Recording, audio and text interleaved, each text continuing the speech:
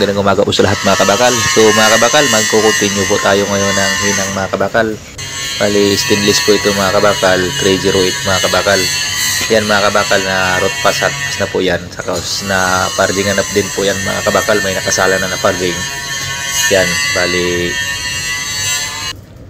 tatapusin natin ito ngayon mga kabakal pag tira nito mga kabakal dahil na tira na po ito kahapon, bali balance na po ito ngayon, so kailangan talaga tapusin ito ngayon mga kabakal. Bali 20 days po ito mga kabakal, tapos medyo manipis lang, so isang iwas bid lang natin mga kabakal, isang layer lang siguro yung itira natin dito.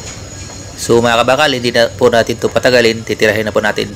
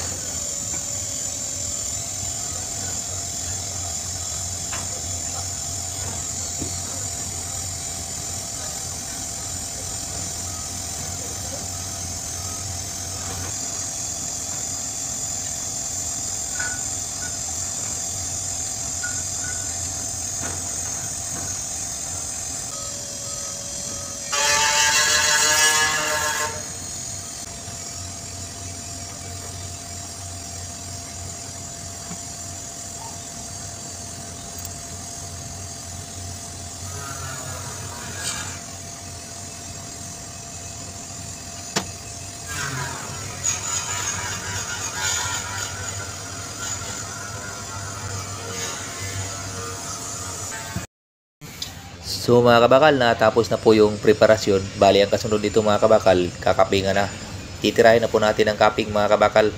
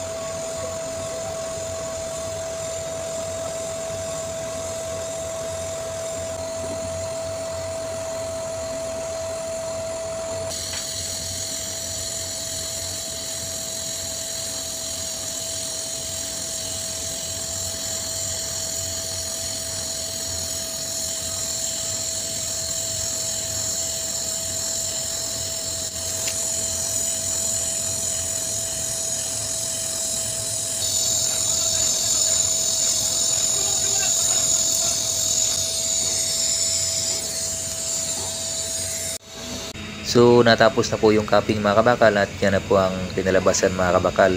Bali wasbid lang po yan mga kabakal dahil sa medyo manipis lang yung tubo mga kabakal. Bali kunting linis na lang po yan na may check na ng QC.